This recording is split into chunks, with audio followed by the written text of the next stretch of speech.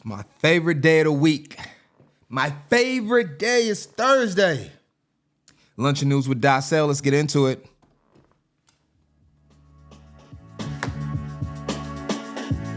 Yeah.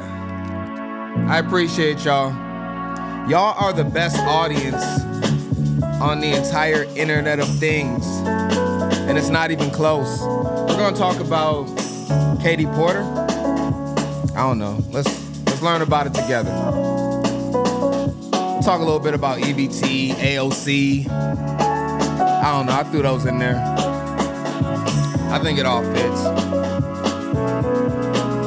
I think it all works. Yeah.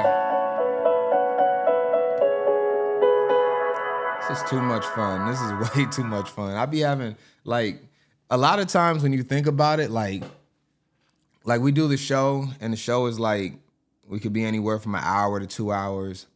Then we've got up to maybe close to 3 hours before. But the one thing about it is, like, the prep work is always going to be the most difficult part of it.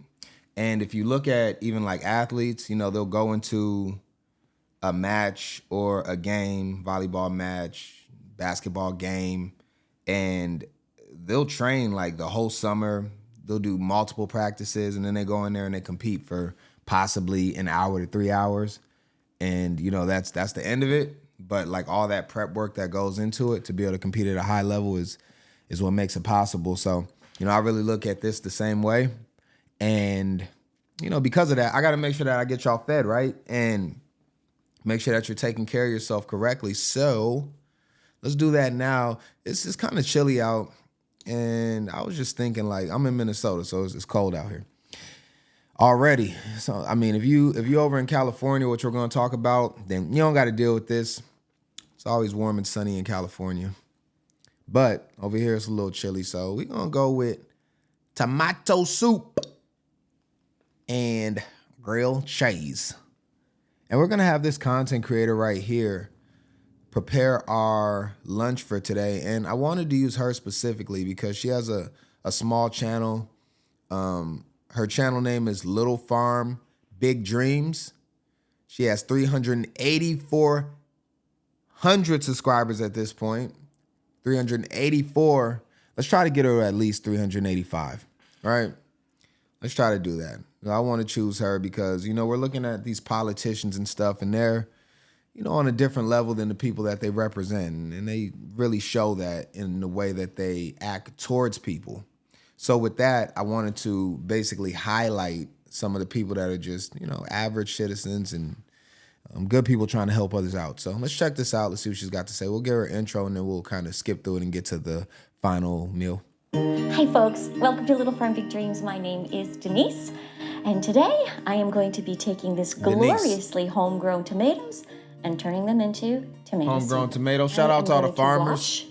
A selection of these tomatoes. I mean, look at the size of this tomato. It's almost as big as my head. Yeah. I probably won't need all of them. But I do want to have a variety in here. We're going to kind of skip ahead a little bit because this is a long video. Number one, flavor. Number two, it makes it a whole lot easier to peel the tomatoes. Because I do not have one of those high velocity blenders like the Vitamixes. Regular, everyday American right here. Just a normal citizen just trying to get by. Doesn't got the high-powered machines to be able to cook and all that like some of our reps will have. It's very much a measure with your heart type of recipe. That measure is with your heart. Absolutely how I love to cook. Use your heart. So I'm taking inspiration from her. That's what we all need to have. We all need to have a heart. A couple of videos that I watched online, including one from Chelsea at Little Mountain Ranch. And she shared a very interesting tip in her video that I'll be applying to our soup a little later on. So stay tuned for that. All right. Pan's doing, chopping up a lot of tomatoes. A lot of tomatoes. Okay. Into the oven they go for approximately 20 minutes. I'll keep an eye on them, and I'll let you know how long they took in the end. All right. I think it is. Let me check. 40 minutes in the oven. Okay. It's going to be so flavorful. And I might leave Like I'll leave that one on, and I'll leave chicken broth. Very meticulous. This is just some. She say chicken broth? I did it. I didn't even make a mess. The evening is still young. 4 cups of chicken broth. I don't get that.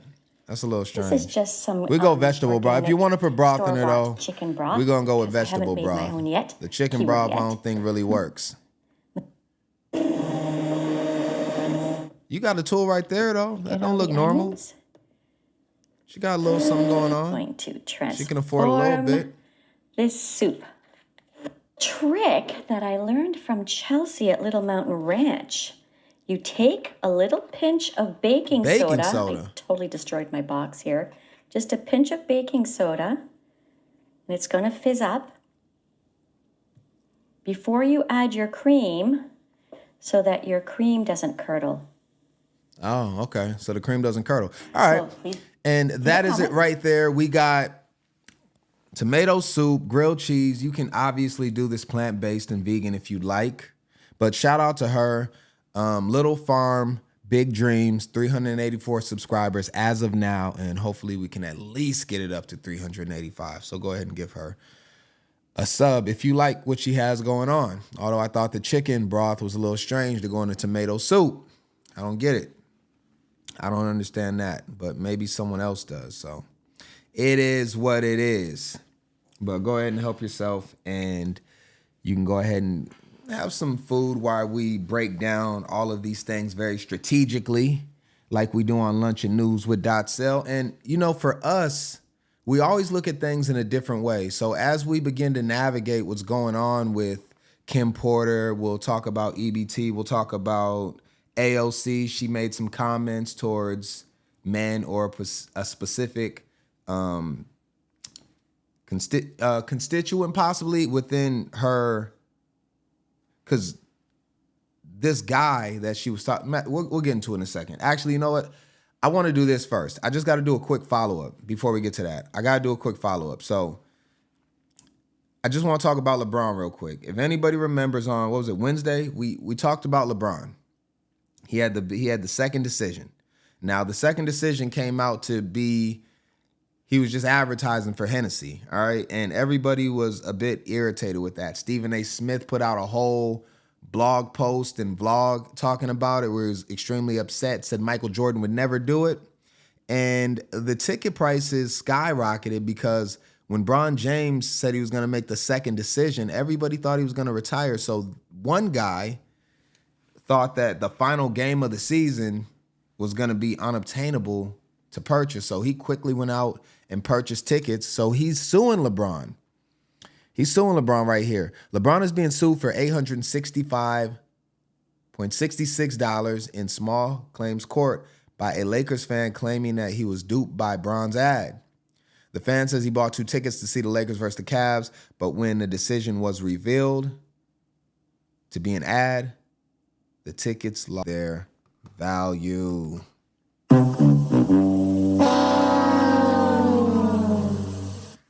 Now, all of us weren't fooled. All of us came in pretty optimistic on what was going to be said. And most of us didn't run out and try to buy tickets. And let's be honest, this guy more than likely would have resold the tickets and began to try to make some money off them as anticipation began to grow for that final game. And he probably would have been able to sell those tickets for maybe 5x the price. So I'm not buying what this guy's saying.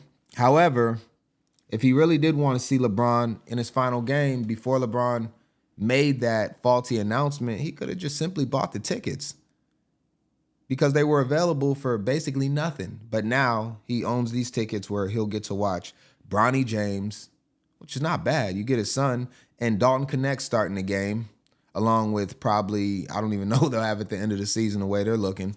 And he'll get to watch all the second stringers play because the Lakers will be resting up possibly for playoffs a couple days after the final game of the season because they'll most likely be in the play-in. So what do y'all think about that? Follow up to what's going on, the fallout of LeBron advertising cheap Hennessy instead of saying he was going to retire is people losing a lot of money buying inflated tickets.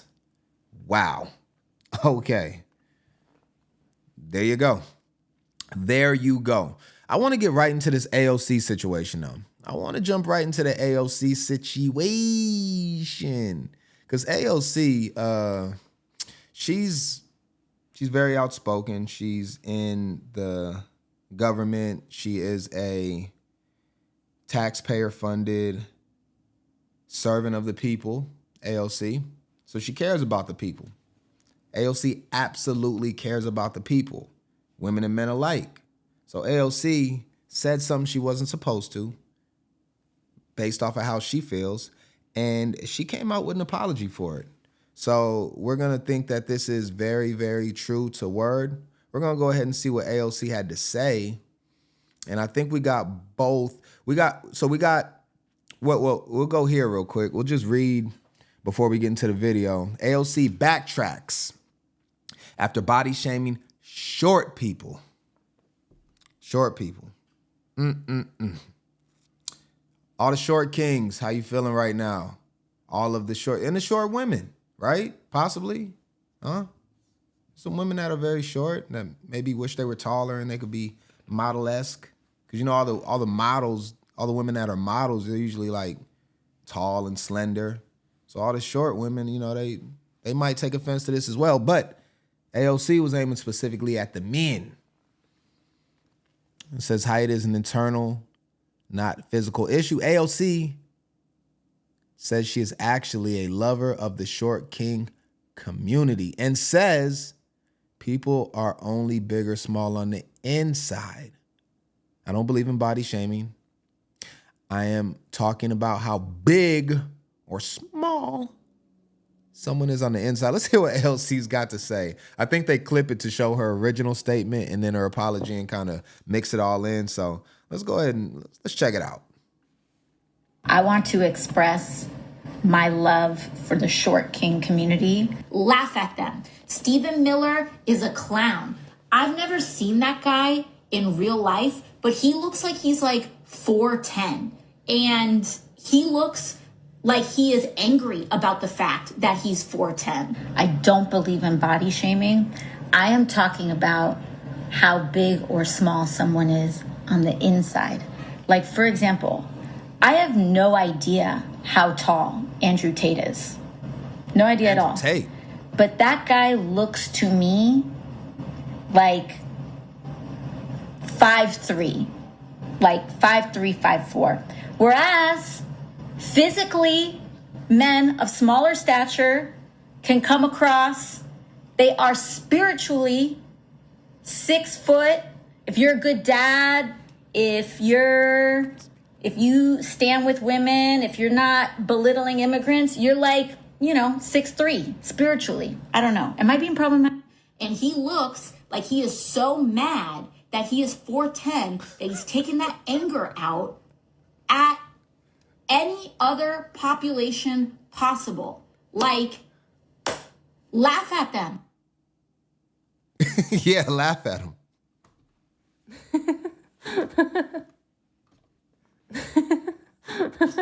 Laugh at them. What do you mean?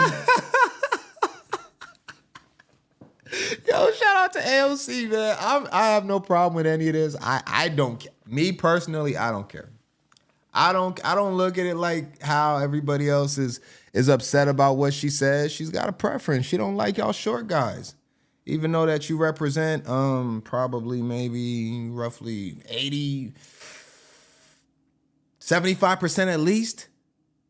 70, you know what? I pulled it up. All right. I pulled it up. Let's go right here. Let's check this out real quick. Let's see what we got. All right.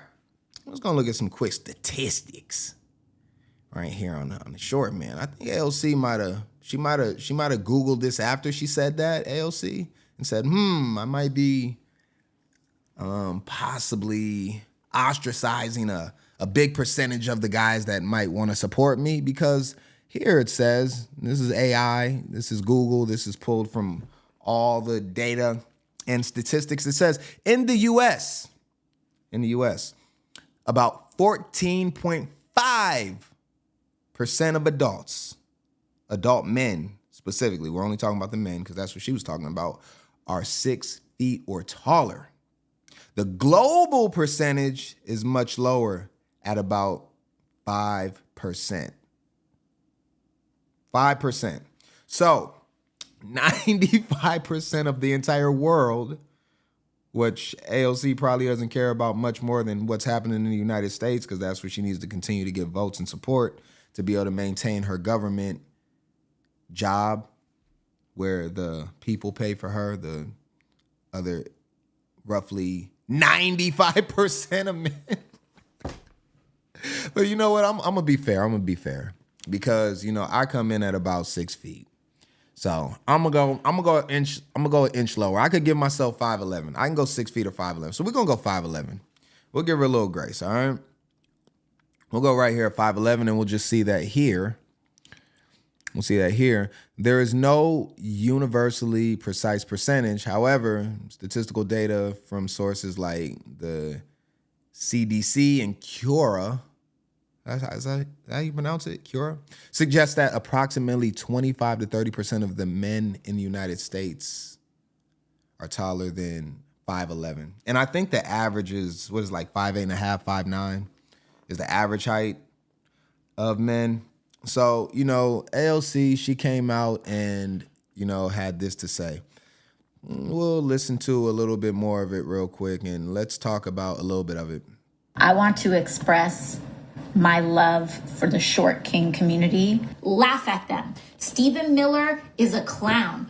I've never seen that guy in real life, but he looks like he's like 4'10", and he looks like he is angry about the fact that he's 4'10". I don't believe him. Hey, look, I just want to say this. All the men that, are in the normal percentile of how tall that men are, which is not going to be very tall, I just want to say you're still loved by DotSale, all right? I don't discriminate on people based off of their height, and that's just how we rock over here. Us family, we don't do that, okay? But we're going to look into something a little bit deeper in a second and see how the majority are feeling about this. Believe in body shaming. I am talking about how big or small someone is on the inside. Oh. Like, for example, I have no idea how tall Andrew Tate is. Bringing up Andrew Tate is very strange. Judge my physical and mental, my physical as well as my mental fitness. I did not mean to get that screenshot of her. That's her disgust towards Andrew Tate. She doesn't like him, even though she brought him up out of context. No idea at all. But that guy looks to me like 5'3", like 5'3", 5'4". Whereas physically, men of smaller stature can come across. They are spiritually 6 foot. If you're a good dad, if you're a good dad, if you stand with women, if you're not belittling immigrants, you're like, 6'3" spiritually. I don't know. Am I 6'3" spiritually? You know what? It's very, very strange that she would say 6'3" spiritually. Because she says she doesn't understand how tall Andrew is. She doesn't understand how tall Andrew Tate is, okay? Well, let's see how tall Andrew is. Since she has no idea, we're going to check it out. Let's just pull it up real quick. Well, right here, it says that Mr. Tate happens to be 6'3". Stop. Huh? What?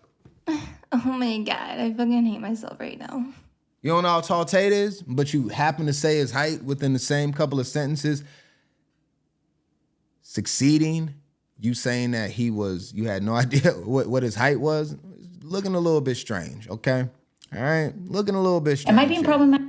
And he looks like he is so mad that he is 4'10", that he's taking that anger out at any other population possible. Like, laugh at them. Okay, laugh at him, she says. Laugh at him. Now, I was just trying to figure out, if this is how a lot of people like AOC, a lot of women, specifically a lot of women, if this is how they feel. Because us as men, we're complete saints. We don't think about height and we don't think about, weight or anything like that on women. I guess the opposite would be women think about height, possibly, and then men would think about weight. And, men don't say anything about women's weight. We don't even mention it. You got a little, you got a little extra, you with BBW, we don't say anything because we actually don't feel like that on the inside, huh? Let me show you some proof real quick. Let me show you some proof, okay? We're going to go here. We're just going to go quick search. We're just going to go quick search right here. We're going to go over here and we're going to look at dating apps. This is going to be a big dating apps right here. Dating apps are incorporating height filters.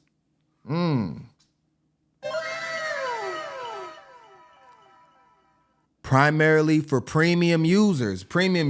Now, height filters, like I said, us men, we're equal to all. We believe that we're all equal. We believe in equality, us men, huh? So, where does the height filter come in, right? It comes in on the women's side. The women's side is the one that has the height filter, not the men's side. And the men would rarely use it, if any, all right? We're talking about a very small percentage. I would say none of them. But again, allowing them to screen potential matches based on height preferences. While Tinder is testing a new height filter, other apps like Hinge and Bumble offer the same features behind a paywall, so they can get a little bit more money over there at Hinge and Bumble. They are publicly traded companies. You can go invest some money in Bumble right now if you like. I think it's tanking, or it has been since they went IPO, but I haven't checked on it in a while. While critics arguing it promotes superficiality and heightism, I never even heard that word. It's not one I use. While supporters believe it helps users connect more intentionally and save time. Well, I'm just going to tell you this.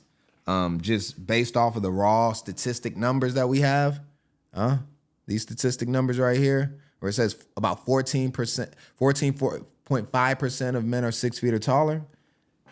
6'6", 6 feet, 6 pack, 6 inches, 6 figures, all the sixes.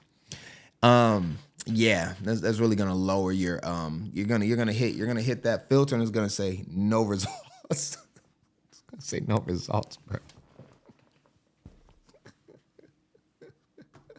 Got a little attitude there. Is that it? But I did want to look it up and just see to make sure though, and it says it right here. No mainstream dating apps like Tinder and Hinge do not typically offer a weight filter. They don't offer it because men don't care about it. We don't care. I don't care. Doesn't matter. Doesn't matter. Does not matter. Now, if I was to talk about Kim Porter, or not Kim Porter, I said Kim Porter. Katie Porter, and talk about her weight, I would get annihilated. But again, as I've continued to mention, it does not matter. We can all see how tall somebody is, and we can see if they have more weight than is necessarily good with their BMI. And that's pretty much it. So what do y'all think about the whole AOC situation? What do y'all think about the AOC situation? I've never seen that guy in real life, but he looks like he's like 4'10". He looks like he's 4'10". I don't even know who this guy is, Stephen Miller or Stephen Miller, however you want to say it. I never understood that spelling, Stephen Steven. Some people call themselves Steven with the same, I don't know how that works. I'm going to call him Stephen because Stephen Curry, I see Stephen. That's what I see. Some people might call him Steven. Some people. Yep. Shout to AOC, though. Shout to AOC. Hopefully she does good in the next elections or whatever she's running for nowadays. She over in New York, right? She over in New York. We're going to have to go over to California soon and see what's going on with Katie Porter. But first, I want to talk about, this EBT situation just a bit. I want to talk about the EBT situation just a bit, and I think it's a good lead into what's going on with politicians in general. Now, I don't want to really approach this from a political standpoint because for me, I don't necessarily care about politics, right, in that way. So we'll talk about that a little bit more when we get into the monologue leading into Katie. But before that, I want to talk about EBT. All right, so let's go into it real quick. And what do we got? Did I update? Oh, yeah, I did. Okay, I got it. I was just making sure. Let's see. So let's hear what this woman's got to say, and then we'll let her start us off with the conversation. That when I worked at the grocery store and I cashed them out, the receipts were alarming. $13,000 on EBT food, not including the $29,000 that was on EBT cash. They had $30,000 on their EBT cash balance left. Yes. And as a cashier, you can see that. Yes. And you're like, holy shit, what do you have 30 grand on It's infuriating. on one person's car? It's infuriating. Yes, sir. So they're not getting 600. And while they're dressed very well, how are you able to dress like that? Coming over here as running for help that we're supposedly helping them? How are you dressed like that when we, the American people, are scrapping for the next set of work boots? That's a problem. That's a serious problem. That when I worked at the grocery store and I cashed them out. Yeah, that's a serious problem, she says. So basically she's saying that you're receiving help, which is fine. I have no problem with it whatsoever. However, I think that when you're receiving help, that you should necessarily be using that only for help. So if you receive EBT and then, or SNAP, and then, you know, you're going out to probably purchase like a Gucci bag or something, like you're using EBT, but then you got the Louis Vuitton purse. You might have got it from Canal Street, but it's all the same, right? You might have got the fake one, but let's assume you got the real one. It's like $3,500, $2,500. You pull out the little clutch. That's gonna cost you probably about $1,400 for the Louis Vuitton clutch. Then we can talk about other bags, right? Gucci's and Chanel's and Burberry's and all of that. So, you know, you're walking around looking better than the people that are funding you to continue to eat. And then also, they're saying right here, this is directly from the people. She works at a grocery store. Her right there. That was on EBT in Ohio. Cash. They had $30,000 on their EBT cash balance left. Yes. And as a cashier, you can see that. Yes. And you're like, holy shit, what do you have 30 grand on? It's infuriating. And sometimes you wonder, because you'll go to like certain places and you'll see like a rundown apartment, right? And you'll see somebody, they'll live at a just tore up building, right?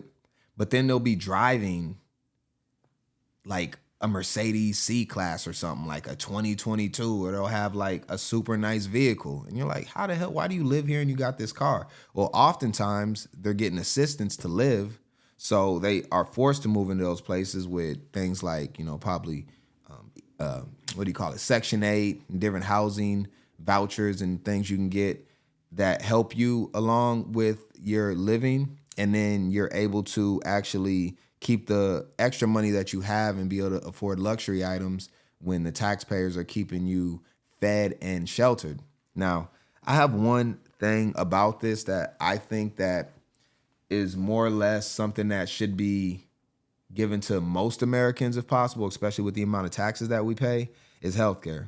And the reason why, I think if our healthcare system was at a point where it was, I don't know, reasonable as far as the prices and more upfront. Have you ever went to the doctor and the doctor's like, yo, yeah, we'll see you. We'll set up a consultation. And you're like, consultation? Like, I just need to come in for an MRI. Well, we got to have a first appointment just to look at you. You know, we'll take your vitals and your blood pressure. I mean, I can go right over here to my grocery store. They got the whole free machine. I'll just, you know, send you the results. Or I can buy me I can buy a whole test. My watch tells me what my blood pressure is at this point. And they're like, nah, you got to come in. And then you see the bill. And, you know, if you got insurance, they'll send you like the bill and say this is not a bill. But then you look and it's like $800 for a consultation.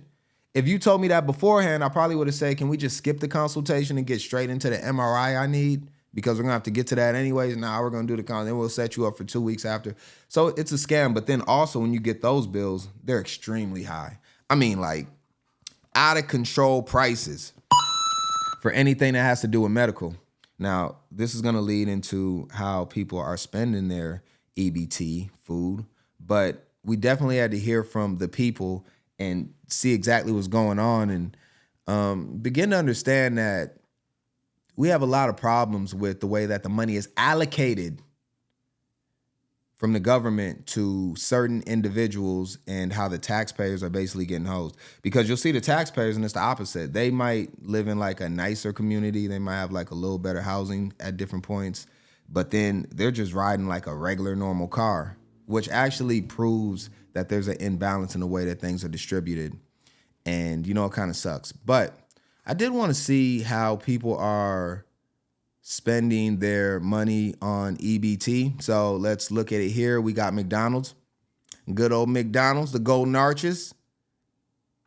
Some of y'all got kids, and whenever you drive by McDonald's, the kids, wow, we won. They don't even, what happened to Ronald McDonald and the Hamburglar and all them? They done totally revised the whole way to, it's not even fun no more.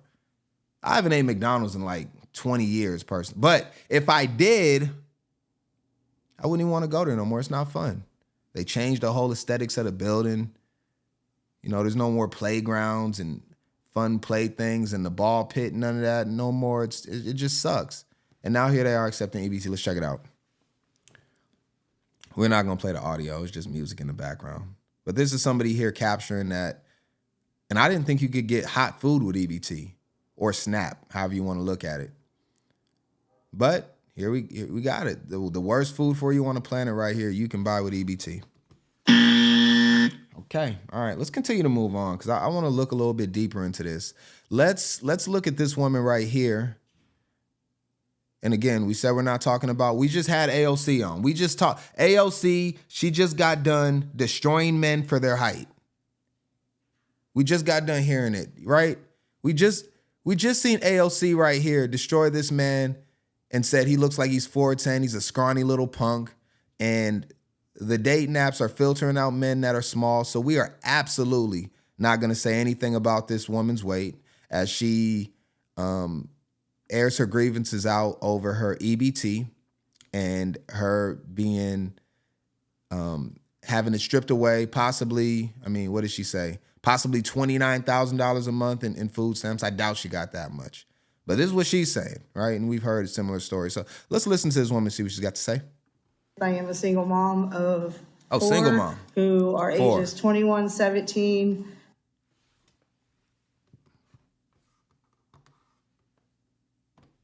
I want to ask you a bunch of questions, and I want to have them answered immediately. 21? What's the legal age for an adult? When can you buy a pack of cigarettes? Can somebody let me know when you can buy a pack of cigarettes in the United States? When can you buy beer? I don't know. All right, let's let her talk. I'm gonna let her get off. All right, I shouldn't be stopping her. Of four her voice should be heard. Who are ages 21, 17, 12, and 11. I would like to tell you my story on how SNAP benefit has helped me. Sorry. Go ahead. You're doing good. You're doing great. When I had my oldest daughter 21 years ago, I was working 3 jobs.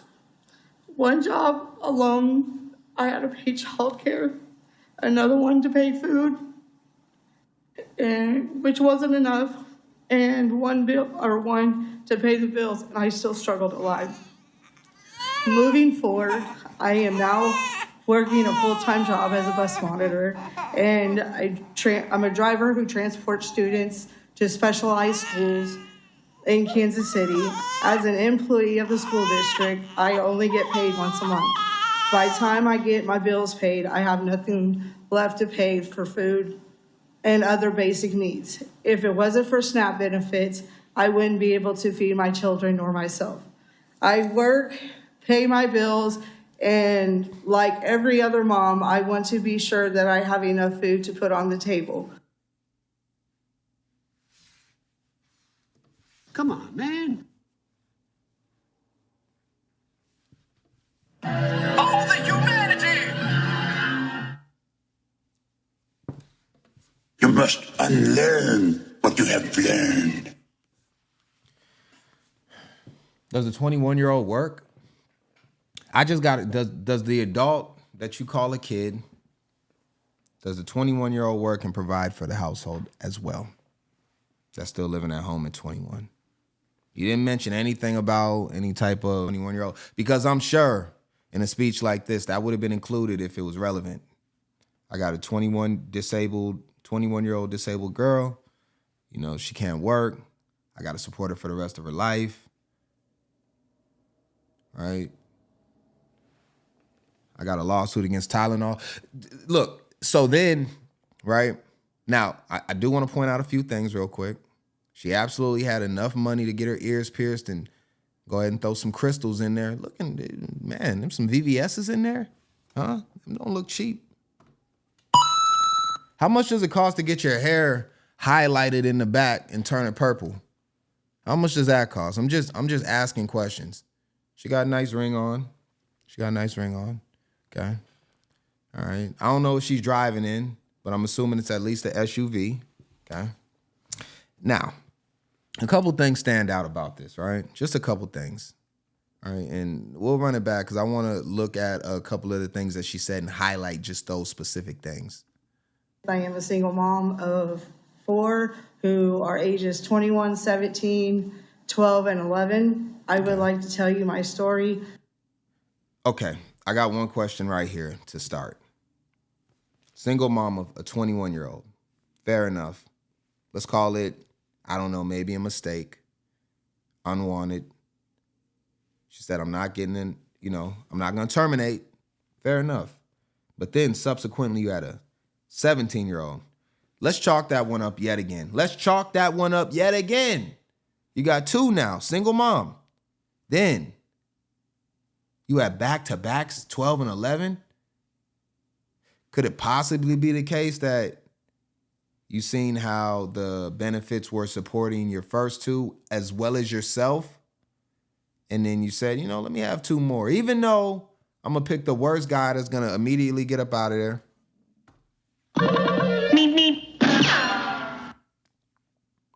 I'm going to have more. I'm going to continue to make the same mistake. These are what we call self-inflicted wounds. And we have a little bit less sympathy for self. Things that you can't control, we never make fun of anything that you can't control. If somebody comes out and they're born blind, we would never, ever even remotely make fun of that. Actually, we will begin to defend those people fiercely. However, when you make decisions that you could have avoided for your own self-pleasure and self-gratitude, well, we can't let you get away with it. Let's continue. On how SNAP benefit has helped me. Sorry. Yeah, this is hard to talk about. Go ahead. You're doing good. We will give her courage for getting up in front of an audience. I would say about most people can't get in front of an audience. 21 years ago, I was working 3 jobs. One job alone, I had to pay childcare. Another one to pay food, and which wasn't enough, and one to pay the bills, and I still struggled alive. Yeah. Moving forward, I am now working a full-time job as a bus monitor, and I'm a driver who transports students to specialized schools. Okay, let me ask something real quick. 21-year-old in the house. She no longer mentioned child care at this point. So the 21-year-old, I'm assuming, is taking on the role of an adult to be able to watch the possible 17-year-old, maybe not, but at least the 11 and 12-year-old. So now you have a wife, daughter, right? More than likely, that is taking the place of child care that you once had for her before.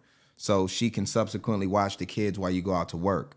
That you chose is the main word, chose to have 2 more kids after you already by your words, suffered as a single mom, and she's leaving out key evidence. I want to know all of it.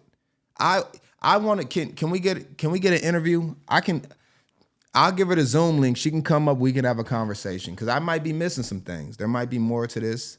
I know oftentimes you have limited time to speak, so she might not have been able to include this in there.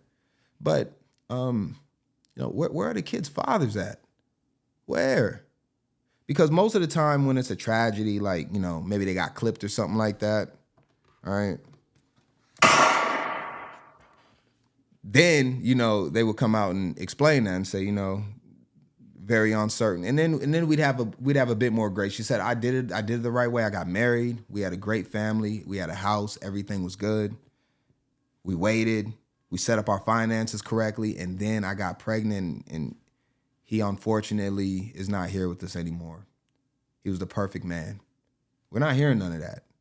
So then you come and then you have two more. And it's just like, now you got a housewife. I mean, it's getting crazy, right? In Kansas City, as an employee of the school district, I only get paid once a month. By the time I get my bills paid, I have nothing left to pay for food and other basic needs. If it wasn't for SNAP benefits, I wouldn't be able to feed my children nor myself. All right, one last thing on this. All right. She says she only gets paid once a month. She says it right here. Once a month. Only get paid once a month. Help me out, because I'm not the smartest person ever. I think I probably have a much higher IQ than you do, I suspect. If you were to get paid every week, or you to get paid every month, does it make a difference if you make the same amount over the month? Let's say you make $4,000 a month. If you got paid every week $1,000 a month, does it really matter? I'm just going to leave it there. I'm going to leave it there because I want to look at something else. I want to see how these people are spending their huge sums of money that they get in EBT. Well, let's check it out right here. We got this lady. She's going to show us. So we got some quesadillas, shredded chicken and cheese. I seen that these was new to saying, so yeah, we're gonna try these out. Mm-hmm. We got some y'all hear the smoke detector? fish eye form. Y'all ain't catching it. If anybody has a smoke detector beeping issue, you didn't catch it. But I'm gonna play it back. And if you don't hear it this time, that means that yours is going off and you don't understand it either. But anybody that is aware knows it. Watch it back. So yeah, we're gonna try these out. We got some fish eye form. I heard it. Beef smoked slices. Got a 4-pack of those. We got some red bacon bits. Bacon bits. Yeah. Okay, yeah, we got a 2-pack of sour cream. Sour cream. 2-pack of Hidden Valley Them the Ranch. big bottles. Seasoned salt. Gotta have that. Accent. 3-pack of ketchup. Yeah. 3-pack of mayo. Yeah. Garbage squeeze. 4 Uh-huh. bags of party wings. Smoke detector goes off again. Yeah. Look at them. Hey, can I come over? Is them organic? She got the organic ones. Yo, shout out to EBT, man. Shout out to you can get the organic joints. That means that the chickens wasn't, what does that even mean, actually? Are they still fed a whole bunch of antibiotics so they can grow bigger, locked up in cells, brutally murdered, heads cut off, beaten, bruised, bloody, sent through machines, then subsequently packaged up for consumption of the human being? That human being right there, she's having it. 2 boxes of packets on the stick.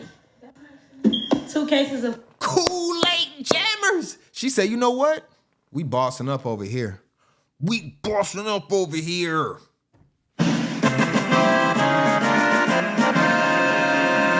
Yeah, we got the Kool-Aid jam. All you brokies out there that are working honest jobs, that they siphon your taxes, sometimes 40%, 35, 37%, huh?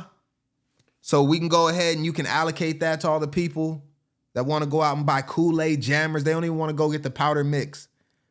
She could have got some unfiltered water out the tap or maybe out the well in the back of her house. But she said, not me. I ain't getting the powder and the sugar. That's gonna be probably about 90% cheaper. I'm getting the jammers. I'm getting the fun packaging. We got the Kool-Aid Man on the box. We got all the different flavors. We gonna take them. We gonna, yeah. Kool-Aid jammers. 2 boxes of powdered donuts. A box of Simmental grain. Honey buns. Nutri-Grain bars. 2 boxes of Little Bite. A box of Gusher fruit snacks. A box of crackers. Cookies. Gotta add them cookies. Of muffins. Chocolate. That ain't bad for you at all. How many? I'm on smoke detector count at this point. I think we're up to 4. We're up to 4 of the beeps. Banana nut and blueberry.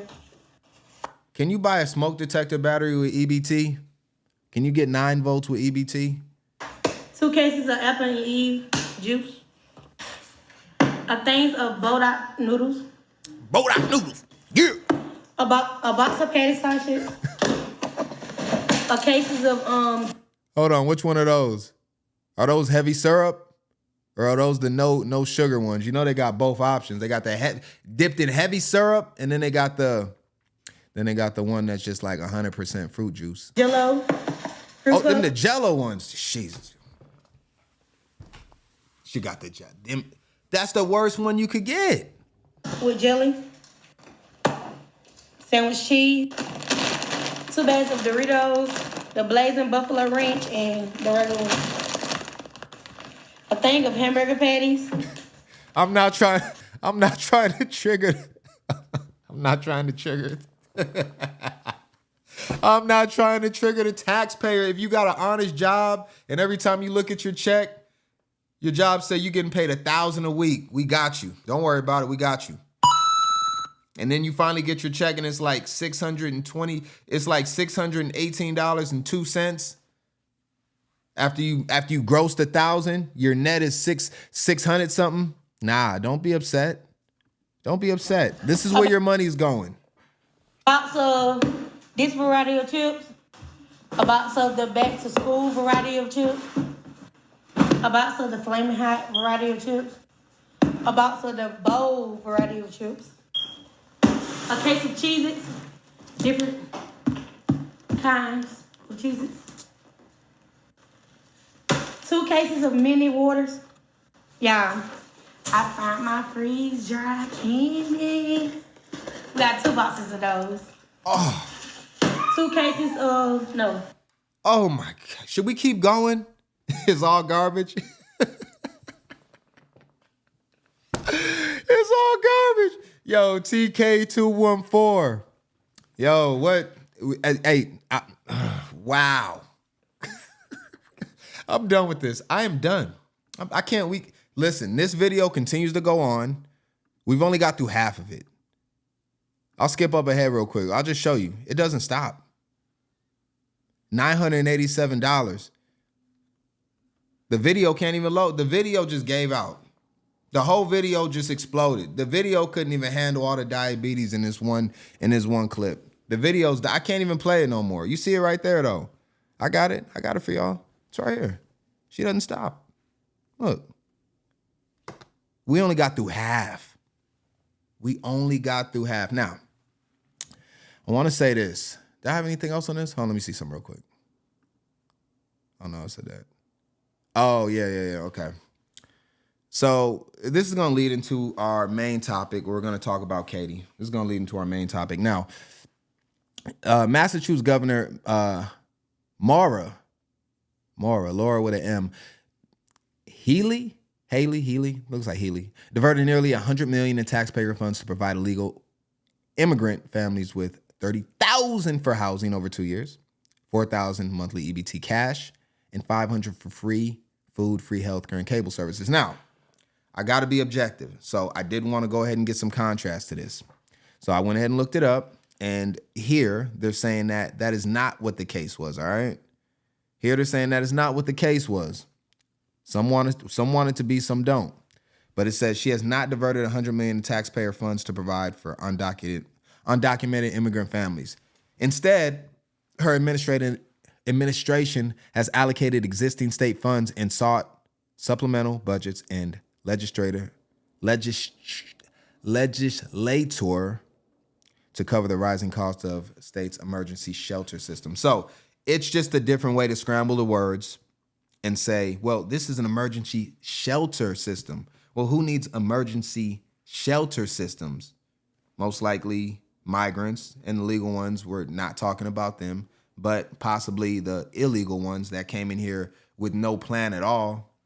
And now we're just on the streets trying to figure it out. So that would be more of an emergency. An emergency would be similar to when the Red Cross, let's say your apartment building burned down and it wasn't your fault.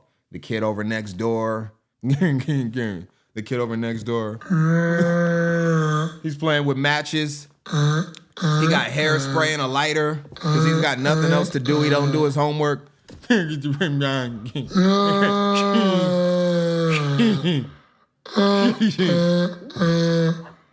And all of a sudden he burnt down his whole apartment and then it subsequently destroyed the whole apartment building. Now you need emergency shelter. And then these things begin to come in place where they'll issue you a housing voucher for like a hotel. They'll give you emergency EBT snaps so you can get food and take care of yourself as you work out your emergency, right? So that's what we got there. So just wanted to bring that out. And then I don't think we need to get into this one. Oh, yeah. But we can just look at it real quick. Breaking 6 people, including the USDA employee, busted in a $66 million food stamp fraud scheme. Arlasa Davis, a USDA employee responsible for identifying SNAP fraud, allegedly sold hundreds of EBT numbers, enabling over $36 million in fraudulent SNAP redemptions at unauthorized stores. And if you know anything about these people that accept SNAP, a lot of times they will ring stuff up, especially the smaller corner stores, usually run by questionable people, to say the least, right? Usually just like not foundational Americans, I guess I could put it like that. They oftentimes, and I've seen it done personally, I haven't done it because I don't get food stamps, right? Now, we've seen people say, you know, I want Newports. And what will happen is they'll ring up a whole bunch of other items and then they'll give them their Newports, but then they'll throw an extra 25% on the sale of the items that would total the Newports. So then they could subsequently get their Newports, but buy it with EBT. This is a real thing. If you don't believe me, well, you should. You should believe me. So again, that's what we got there. Now we got to get into this whole Katie Porter situation. Now I want to preface to say this. When it comes to politics, I don't care about them. I don't care. I don't care about one side or the other more than either one. And the reason why is this. Because I think that we absolutely need balance because we have radicalized each other on both sides. And some people say, well, if you don't make a stand, then you're just as bad as somebody. Like, you have to make a decision. Oh, I absolutely make decisions. I'm a very effective decision maker. And that is absolutely the case of what I'm doing here. So I don't have to stand with Republicans 100%. I don't have to stand with Democrats 100%. I think they both do certain things that are good. Here's the problem, though. When one does something that's good, right? Democrats do something that's good. Republicans do something that's good for the people, for all of us that they feel like are below them, right? No, that's what they feel. And they treat us like that. We're in a government shutdown right now, if nobody has noticed. Well, some people have because they're being furloughed, laid off, and not paid. Now, they could come up with a resolution, but one side is saying that the Democrats want to fund illegal migrants' health care. Then the other side is saying that the big, beautiful bill, they call it. Some call it the big, ugly bill. They're saying that those people are trying to help billionaires. They don't care about the small people. So now we have a stalemate. Any chess players understand what a stalemate is. Or we have somebody that, you know, the Monopoly player that when you play Monopoly, you got the one guy that never wants to sell his property. He never wants to make a deal, so the game just drags on forever and ever. We could do a whole Monopoly analogy. I like Monopoly. It taught me a lot as a youth going into life of the art of a deal without even reading the book, The Art of a Deal. Yeah, you can pick up things in many different ways. So for me, politics, yeah, I'm not looking at it from that standpoint. It's all nonsense. It's all WWE. It's all, I mean, we seen Hakeem Jeffries and that other guy arguing in front of the cameras and both looking like complete idiots. You can't tell who's the fool from that distance. However, Mrs. Katie Porter, where'd Katie go? Hold on real quick. Let me find her. I'm doing some stuff in the background real quick. So Mrs. Katie Porter, right? Hold on. I'm going to find her real quick. I don't got my Katie Porter up. Let's see. I know I got it somewhere. Is this it? Yeah, I got it right here. It was hiding on me. We'll just drag it over. Let's just do it like this. Let's drag it over right here. All right, let's pull this up. We talked about the single mother thing. I want to lead into it from that standpoint. Let's lead into it from that standpoint. And you see right here, I got a very distinguished picture of Katie Porter because, again, I said that I am not biased towards either one of these people. I'm just putting it out there. I'm speaking from my own opinion. I'm not speaking as a Republican or a Democrat. Some people might literally hate that because a lot of people just want to hear comfort bias. I just made that up. It sounds like it works. You want to be comforted on your side and you want to be having me hate the other side. Well, I'm just going to lay it out how I see it and then we'll go from there because I don't group think. And over here, us as a family, we think for ourselves. So let's get into it. I'll just go in a first couple paragraphs of this. And if you want to read this article, this is the LA Times of California, a very, very big syndicate that does the news. So we're going to understand what's going on here. And she happens to be a single mother. Now, I just want to look at like the first sentence of this because this goes on for a long time. All right. This goes on for a long time. It shows a Katie Porter right here in the grocery store trying to figure it out. It shows her trying to figure it out right here. Crunching numbers on her. Hold on. What was her salary? I got her salary right here. I'm going to give y'all her salary real quick. Her salary from, she unchanged since 2009, she's making $174,000 per year. And she's trying to figure it out. She makes in the top probably 2% of the entire United States of America annually. But here she is trying to figure it out. Just a normal person, Katie. It's a normal person. No better than you or I.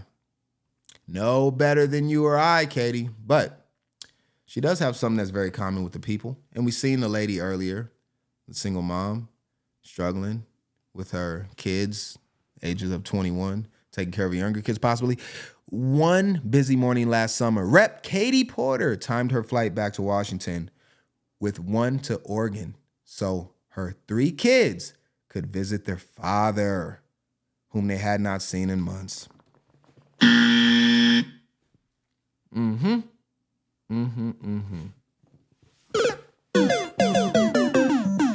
Yep. As she shepherded her children through the metal detector at the Santa Ana's Johns Wayne Airport, peeling off jackets and separating iPads. Her kids got iPads. At a woman in line at the a woman in line at the checkpoint asked to take a photo together.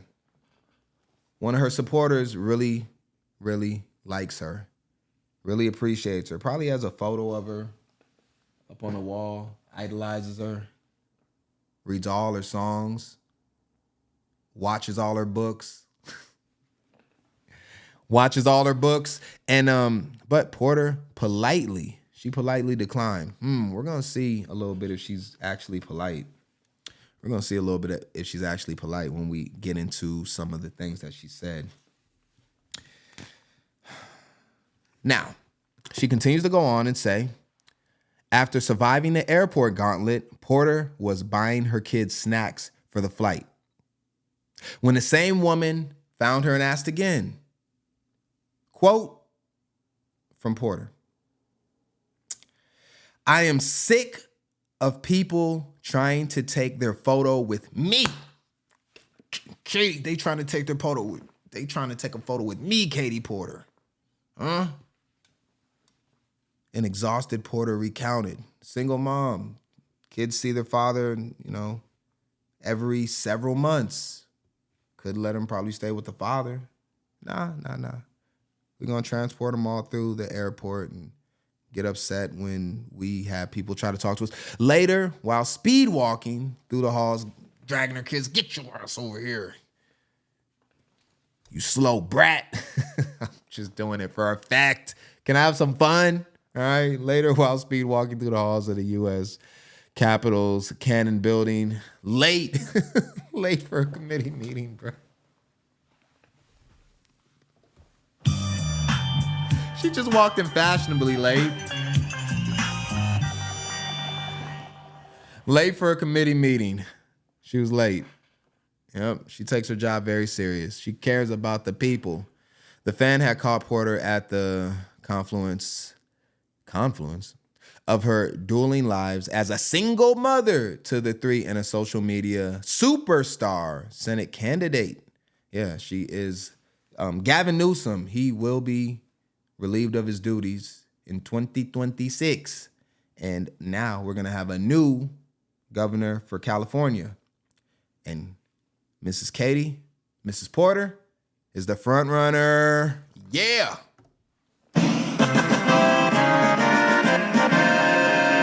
No BS by Porter. And then we can continue to go on. Porter's three kids sat in the foreground of her campaign against fellow Democratic Rep Barbara Lee of Oakland and Adams B. Burbank, as well as a couple other people. And she can be seen here with her lovely children that get to see their father every several months. Just because I don't care doesn't mean I don't understand. Yep. The bumbling father. Don't! Shouldn't be there involved in his kids' lives. Nope, not at all. Just a couple of months. And she continues to tout herself as a single parent. And we'll go one more quote for her before we move on. What I've never been able to pull apart is how much of what's hard about my life, because I'm in Congress, I'm in competitive races, and how much of my life is hard because I'm a single parent.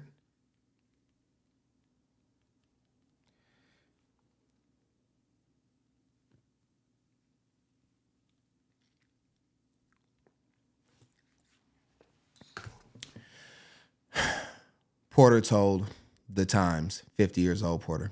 Those things are absolutely wedded together in a way that I can always tell, which is, now I'm just going to say this. The father is more than willing to see the kids. Now, we don't know all the details because I'm pretty sure if Miss Porter had a big issue with the father and the father did not want to see his kids, well, he just wouldn't see him, because every several months, it seems like he's fiending to see his kids after all this time. It seems like he's fiending to do it. However, Miss Porter is not trying to go that route. She'd rather drag him across the country, have him running late to meetings, stressed out, trying to figure it out, when she could go ahead and do all the things that she wants to do and let the kids have a stable life in Oregon with the father. But she said no. So those are the decisions that she is choosing to make, right? Assuming that the information that's given, because I'm pretty sure if the father was a degenerate, drug addict, loser, junkie, then she would absolutely say that and make it known that it's not even an option for them to see him at all, and she's forced into this life. Similar to what the lady could have done in the EBT situation. But there we go. Now, I want to go into more of Mrs. Katie, because I just want to understand a little bit more about her before we come to any type of conclusion or opinion. So we'll just look here and see what she's got to say. Where's this? Is this Pierce Morgan? I think we got Pierce coming up. All right. Let's hear what she's got to say. President Biden has said that inflation is the #1 priority for the Biden White House to try to get under control right now. As you're out there in California talking to constituents during this re-election year for Congress, how does inflation compare to this newly important, in the sense of the Supreme Court decision pending, abortion issue? How do those two issues compare? Well, I don't think they compare. I think they actually reinforce each other. So the fact that things like inflation can happen and it can become more expensive to feed your kids and to fuel your car is exactly why people need to be able to be in charge of how many mouths they're going to have to feed. So I think the fact that we're seeing this jump in expenses, that we're seeing people having to pay more in the grocery store, pay more at the pump, pay more for housing, is a reason that people are saying, I need to be able to make my own decisions about when and if to start a family. So I don't think we're going to see them. I don't think it's like about comparing them or contrasting them. I think they reinforce for people just how big of a responsibility it is.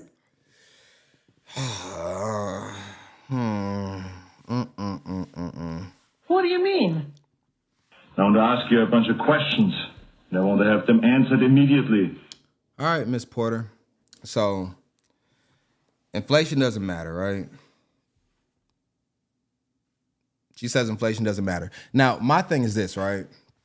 My thing is this. She compares the two as if one is separate from the other, right? Now, I don't want to get into the whole, termination of child abortion situation and all that. I don't really think that matters. I think that's more of a personal thing, but inflation absolutely does matter. So when she says that things just go up and it doesn't even matter, well, that can become a problem because that affects what? The normal American. It absolutely affects us. Yeah, okay, that's cool. It absolutely affects us. So, when she talks about this, and I just want to go into one point, where does she make that point? Re-election year for Congress. How does inflation compare to this newly important, in the sense of the Supreme Court decision pending, abortion issue? How do those two issues compare? Well, I don't think they compare. I think they actually reinforce each other. So the fact that things like inflation can happen and it can become more expensive to feed your kids and to fuel your car is exactly why people need to be able to be in charge of how many mouths they're going to have to feed. But here's the thing, though, right? People need to be in charge of how many mouths they have to feed. Now, let's just break it down from this standpoint. If you do whatever the government tells you to do, what you're forced to do, which is pay taxes, however much they say you need to pay, and inflation comes along with the decisions that the government makes, how does it end up as the family's responsibility to just have to deal with inflation and deal with rising costs when they're not the ones that caused it? Normal families don't cause inflations. Normal Americans that just go to work every day. You got your job at Target, you're at McDonald's, and now they accept EBT over there, so McDonald's is making a whole bunch more money. McDonald's getting the EBT money now. But we just work normal jobs, get the money siphoned. The government is the one that does all the spending for us. They negotiate with other countries, deals, trade, tariffs. We got a lot going on with tariffs right now. And gas prices, negotiations. Don't none of us, the only thing that we do that we have to take accountability for is who we vote for. We do go to the polls and put our vote in for these people. So I'm not abstaining us from any of this. And I will say this. Your local election is very important. So I think it's more important than the presidential election. As you can see, we're in a shutdown because even though that the Republicans have the House, Senate, and obviously the presidency, they're still not able to do everything they want because they need help from the Democrats, which is the reason that all these people are radical. They can't even come together.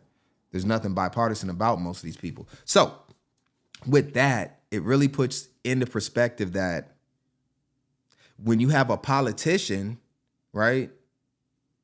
And I'm just looking at her from a human being standpoint because that's where she's trying to break it down to. And that's how she speaks about herself. I'm just a single mom just trying to make it out here like everyone else with my $174,000. And also, her net worth is currently somewhere between the $1 million to $2 million range. All right. That it just doesn't make sense. Now, I want to continue to go on, right? Because we talked about this.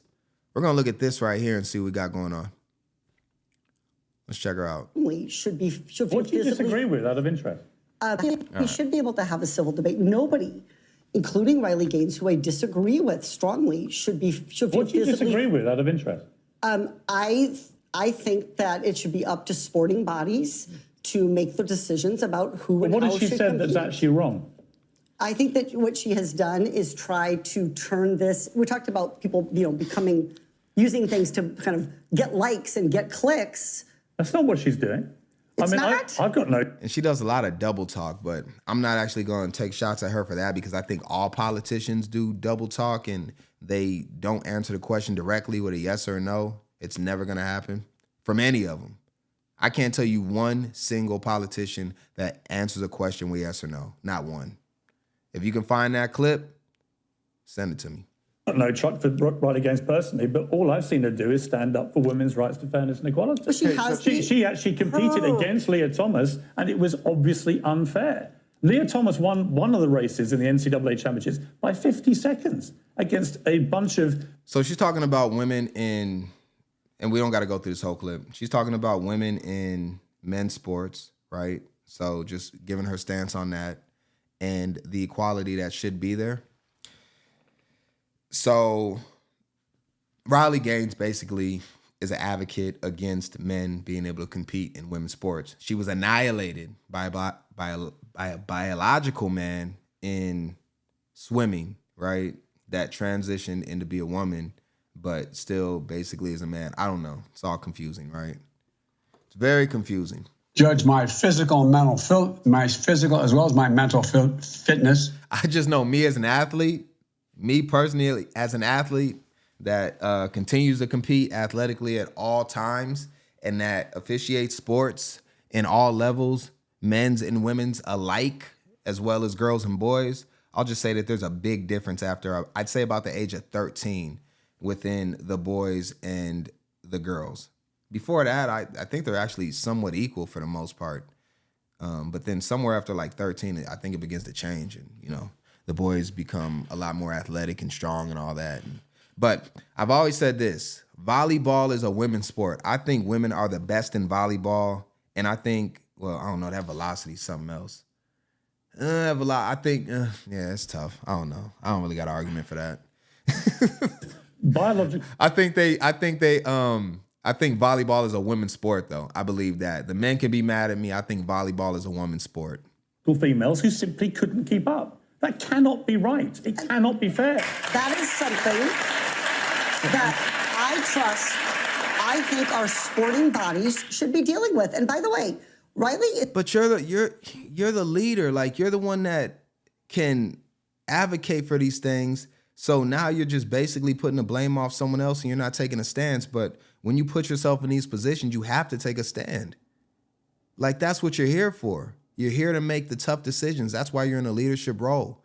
And when you can't simply just answer a question and make it very, very easy for the American people to understand, we begin to think that you're disingenuous. Now, we can continue to go on with this, but it is what it is.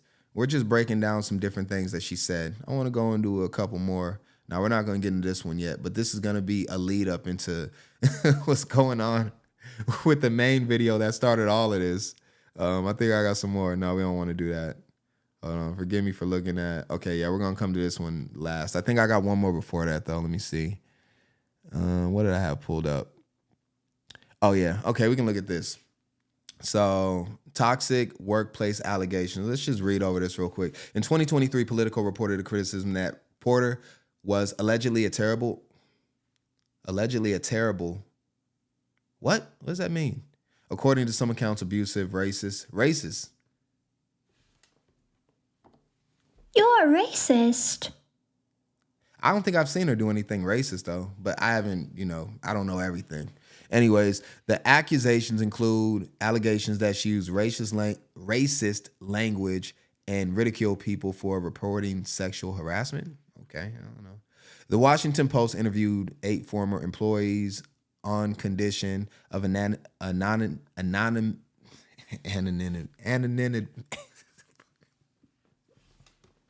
I gotta get myself, y'all. Judge my physical and mental my physical as well as my mental fitness.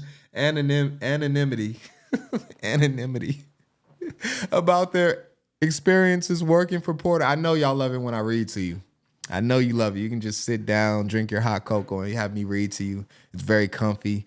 The staffers described her as domineering and recounted multiple examples of her mistreatment of staffers, including instances where she berated staffers until they cried. This could all just be lies. I need to see proof. In response to the allegations that she created a toxic workplace, Porter defended herself on The View in April 2023 by comparing herself to a woman of color who are...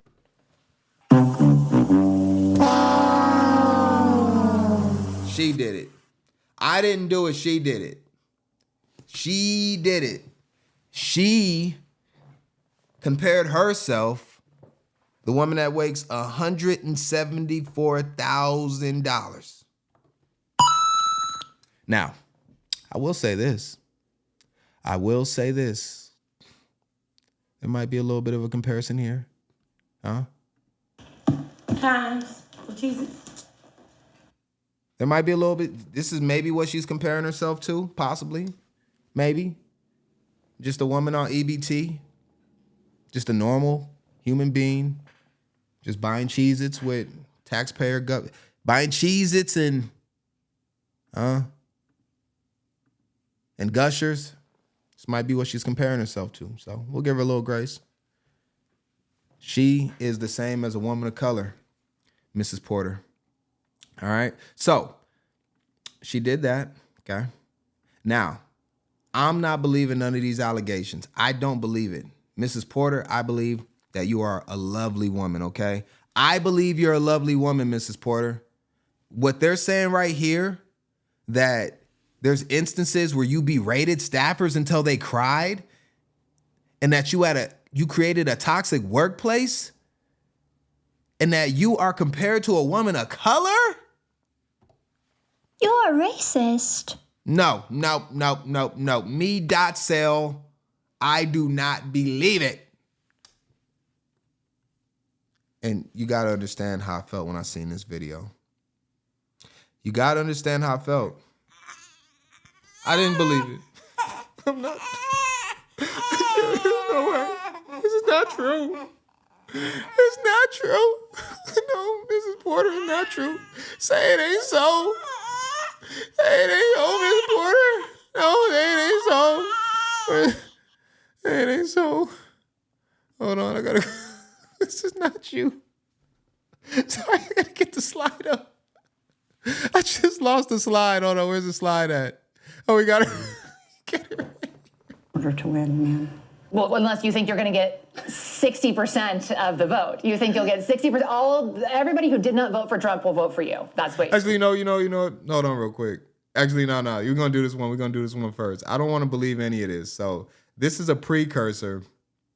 Actually, this happened more recently, but we're going to go into when she actually got into it with her staffer. But I just want to look at this first. We're going to let this one play through. Say the 40% of California voters who you'll need in order to win, who voted for Trump.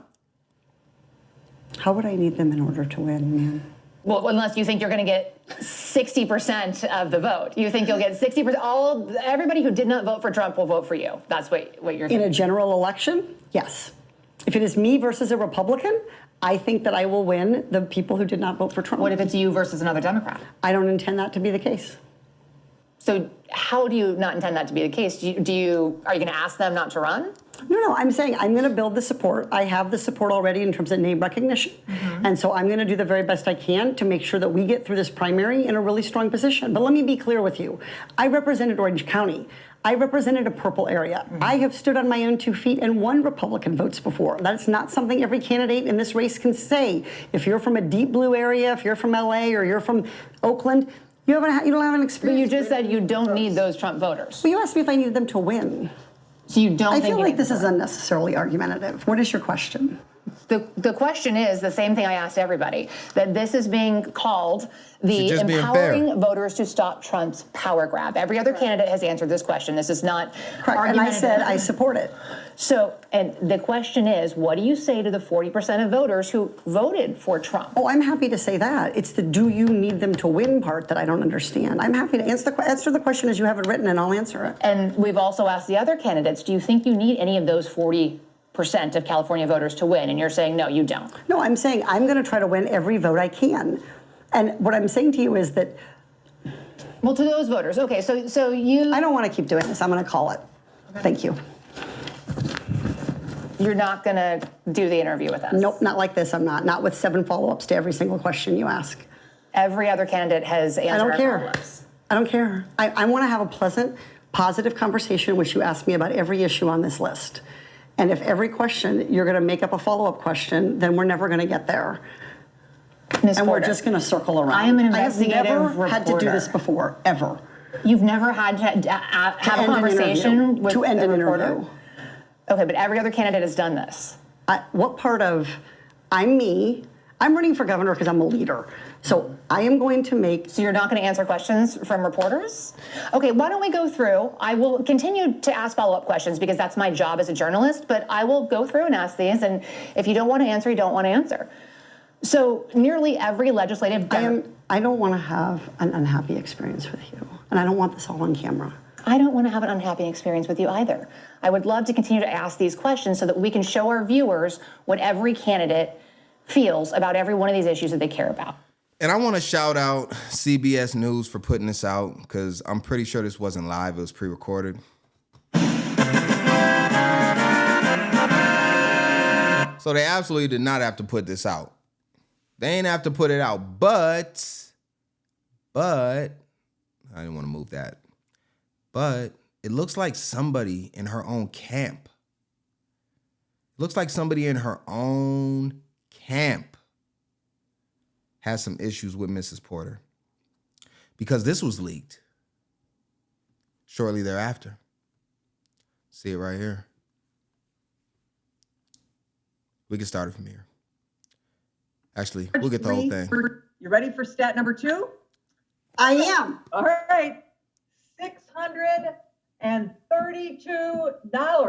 $632, which is how much you save in fuel and maintenance costs when you replace your traditional car with an EV, with an electric vehicle. So I lease a Chevy Bolt.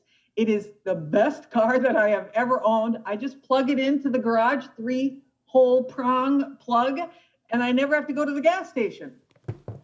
That's awesome. And $632 is real money.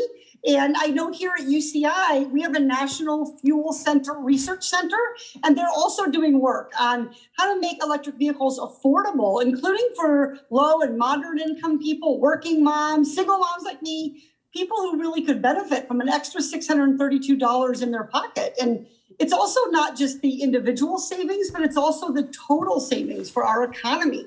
So I'm on the oversight committee, you might know, and that is where we did a study recently this fall in September. And what it showed is if we don't electrify our transportation sector, that we're going to lose more than 500,000 Californians dying prematurely to air pollution and other problems. And the state could lose. Get out of my fucking shot. Damn. It's not that it's electric vehicles, it's that if we don't make the commitments under the Paris Climate Accord. Okay, it does. Okay, you also were in my shot before that. Stay out of my shot. Okay, I'm going to start again with electric vehicles saving us money. Perfect. Okay. Wow. Oh, the humanity! Let's go to that one part again real quick. I went through this whole live stream. We've been on here for how long? We've been on here for? Almost an hour and a half. I ain't said one cuss word. She couldn't get through 1:45 without cussing out her own staffers. Now, again, I'm a little bit sad right now because I did not believe the rumors to be true the toxic work environments, the being mean to people that are just asking for a picture in the airport, everything that we've talked about leading into this. I did not want it to be true, but now we have it here in, I wouldn't call it 4K, but about 1080p. Her destroying her staffer for trying to correct her and make her not look like a fool. Judge, my physical and mental, my physical as well as my mental fitness. On camera. Let's check it out one more time. Not just the individual savings, but it's also the total savings for our economy. So I'm on the oversight committee, you might know, and that is where we did a study recently this fall in September. And what it showed is if we don't electrify our transportation sector, that we're going to lose more than 500,000 Californians dying prematurely to air pollution and other problems. And the state could lose. Get out of my fucking shot. I wanted to tell you that that's actually incorrect. It's not that it's electric vehicles. It's that if we don't make the commitments under the Paris Climate Accord. Okay, it does. Okay, you also were in my shot before that. Stay out of my shot. Okay. No accountability? Got a little attitude there. Is that it? Or are you just so old and ugly that you can't hear anymore?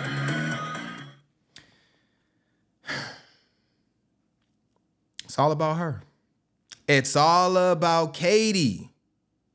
From her kids. Can't see the father. Now, she actually said this, and this was one of the other points I want to talk, because we look at things differently over here. We don't look at it, I'm not looking at this from a political standpoint. I don't really care who they elect over in California, because they're going to make their decisions as the people. But I'm looking at this more from just a human being standpoint, right? Now, she said this. For low and moderate income people, working moms, single moms like me, people. Let me just slide this in here real quick. Single moms like me, she says. Just working people. Huh? How many regular working people got real estate estimated at $750,000?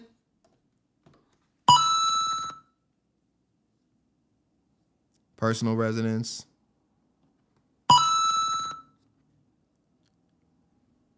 Pennsylvania guaranteed. Huh? And that's not just counting what she's worth an estimated $1.5 million. And that's in 2018. That's in 2018. So, you know, I don't know. I'm just kind of feeling like this is all a little bit misleading. We'll go into one last clip real quick. I'm going to one last clip. Let's just hear what she has to say as far as... So on election night, I went to pick up my daughter from water polo practice, and she's 12, and she got in the car and she was crying. And I said, did someone punch you? Like, water polo is a rough sport. I was like, did someone hit you? Did the coach yell at you? What happened? And she said, Mom, Trump won. Trump's going to win. And what if I get raped and I need to have an abortion? This is from a 12-year-old, my 12-year-old daughter. And so it was really a reminder of how scary this time is for people and how important it is for Democrats to have strategies, both at the state level and the federal level, to make sure that we can continue to protect people's rights. So on election night, I went to pick up my daughter from water polo practice, and she's 12, and she got in the car and she was crying. And I said, did someone punch you? Like, water polo is a rough sport. I was like, did someone hit you? Did the coach yell at you? What happened? And she said, Mom, Trump won. Trump's going to win. And what if I get raped and I need to have an abortion? I'm done. I can't do it anymore. I don't know what's going on at this point. I'm just giving the news. This is Miss Porter. I'm just doing the news. She's not in my state. She could end up being the president of the United States one day, possibly. I'm pretty sure after she wins governor of California, which she's on trend and pace to do, she'll be the governor of California. And listen, I might end up coming through Cali at some point, and she's going to be the governor. So I just want to say this. Mrs. Porter, if I come through your great state that you're going to be the governor of in 2026, please show me some grace and mercy. Please, please do not yell at me and tell me to get the out of your state. Please don't treat me like your staffers. I'll come through masked up. Actually, I won't. She doesn't like me. I'm cooked. I'm done. I don't think I can go to California now. If she wins, I can't go to California. If she wins, I am not allowed in California ever again. And all I did was just show what she said and just report. That's it. And now I'm done for. So what do y'all think about that? What do y'all think about that? Oh, my bad. I meant to acknowledge you, Lola. Yeah. But this is your words, not mine. Not my words. Not my words. But this is just what the people are saying. Yeah. We're going to get into our positive story of the day because we always want to end on a positive note. We always want to end on a positive note under every circumstance. That's how we got to end our day off because, like, honestly, we deal with all these tough situations that we have to go through.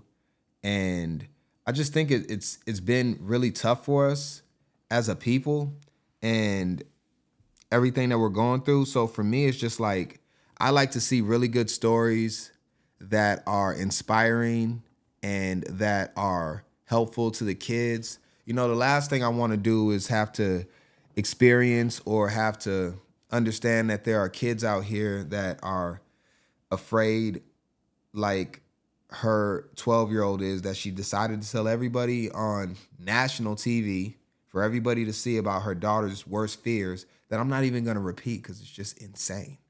It shouldn't even be something that has to come out of your 12-year-old's mouth. And, you know, I think it's sad. But when I look at a story like this, it really starts to brighten my spirits and make me understand that there's contrast to what's going on with these people on the other side that are well above the people that they work for in their minds. And we have great stories like this that we can look forward to. Mascot is actually Child's soldier father. This one is incredible. Let's watch it. And shout out to all the good dads out there that are trying to be in their children's lives. But, you know, sometimes they have to go fight wars across seas. And then the second they get back, they try to spend as much time as possible with their kids. And at DeWitt Elementary in Ohio. Wow. We have a visitor. That's not just anyone in that tiger mascot costume. It's Army Sergeant Perry Chronister, who's come back from the Middle East to surprise his son Eli on his very first day of school.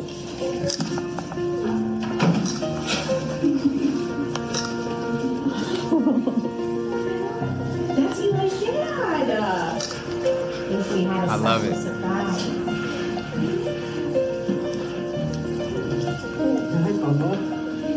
How did it feel to see your son's reaction? It was a wonderful feeling. It was hard for me to not get teared up. That's Eli's dad. Eli, what were you thinking? He's the greatest dad I ever had. What is it that you want Eli to know about you? That I will always go out of my way to make sure he has what he needs, and that I love him more than anything. And this is what I tend to see more often than not. Now, I don't know about other generations, but that generation that is mine, and I would say 98, if not 99% of the people that I deal with that are men that have children are absolutely like this. Absolutely like this with their kids. They are there. They are involved. They do everything they can to spend time with their kids and have a close relationship with them, even when they have to travel overseas, fight against the judicial system, fight against possible people that are trying to ruin their lives. on the other side, extortion, different things like that. Doesn't matter. They'll take time to go rent out a Tiger uniform, right here, and they will go to their kids' school and show their love in front of the masses, in front of the whole class. And not only that, this father right here, more than likely, is the type of guy to go there with cupcakes for the whole entire classroom, because that's how I would do it. I go there and I treat my kid absolutely special, but I love all kids the same. A lot of people will talk to me and they'll say, hey, you know, you should treat your kid better than the other kids, or like your kid should come first. I think all kids come first. That's how I look at it. And I'll give you an example before we get out of here. So I would go to the park with my kids, and I had this game where I'd always go to the park. My kids were younger. I go to the park and I get a whole bunch of quarters. All right. I get a whole bunch of quarters and I have them in my pocket. I have them in both pockets, probably like $10 in quarters. And they'd be jingling around all in my pockets. And then I would begin to play a game. It's called Catch Me for Quarters. Tell me if anybody else has ever heard of this game. I've been doing this forever. My children's mom could tell you. Catch Me for Quarters. And obviously my kids could tell you, and the kids that I played this game with, where we would play it either just as a game of tag, or sometimes we play hot lava tag, where you can't touch the sound of the ground, you can't touch the sand or the ground. So I got to jump around from platform to platform, go across the monkey bars, different things like that. And any kid that laid a hand on me and touched me, I gave him a quarter. And I treated all the kids the same. My kid got me, I gave my kid a quarter, right? Another kid got me, I gave him a quarter. And I would do that until I emptied out my pockets. And then after that, I usually had like, a whole bunch of $1 bills, and I just give them all a $1 bill. I go there, spend about $40 just to hang out at the park with the kids, and the kids would love it. The parents would be there and they'd see me doing it, they'd observe it. And it was one of the things that I love to do. Anytime that I brought my kids to the park, and when you go to the park, there's a whole bunch of other kids there, and they would love it. They would love it. They would all be trying to tag me, and some of the kids were a little bit slower. They couldn't catch up, a little not fast, right? And I'm somewhat of a menace, because when a kid can't catch me, usually I'm like, well, that's just your loss. You ain't getting no quarters. But I was nice. The kids that were a little slower, I let them catch me, tag me. And I might even throw them 2 quarters or whatever. And we just have fun with it, right? And when I look at this picture right here, I see this soldier that takes his time to protect us, protect me, protect you. And I see that he's the type of guy that would do something similar. And you can see how happy his kid is to be with him. And I really just want to say that, I want to commend all the great parents, and shout out to all the moms too. I'm specifically talking about the father, but there are some excellent mothers out there that would never alienate their children from their fathers, especially ones like this. And I just, really appreciate it, because you're making the world a better place. Everybody that's putting in their work to treat the kids well is making the world a better place, and I absolutely appreciate you. And I appreciate our audience, because y'all are the best audience on the planet. It's not even close. It's not even close. And anybody that rocks with us, that comes to our shows, we do this every single weekday. Every single weekday, Monday through Friday, we do not miss. Might not always be on time, but it's going to happen. Every day is going to happen. I appreciate y'all so much. Like, for real. Like, share, comment, subscribe. I'm out of here. DotSale. DotSale is out of here. I gotta go. I'm super late. I went to overtime for y'all. For real, for real. And I think it was worth it. I absolutely think it was worth it. I'm about to change out of this. I'm gonna get into some street clothes. I can't strip for y'all. Give me a second. Let me blur it out. Let me blur it out. Now I can take it. Thursday's my favorite day of the week. Y'all have a really good day. Do something special for someone else. Don't be mean to other people. It's not worth it. You'll feel a lot better if you're nice, trust me. Thanks, y'all.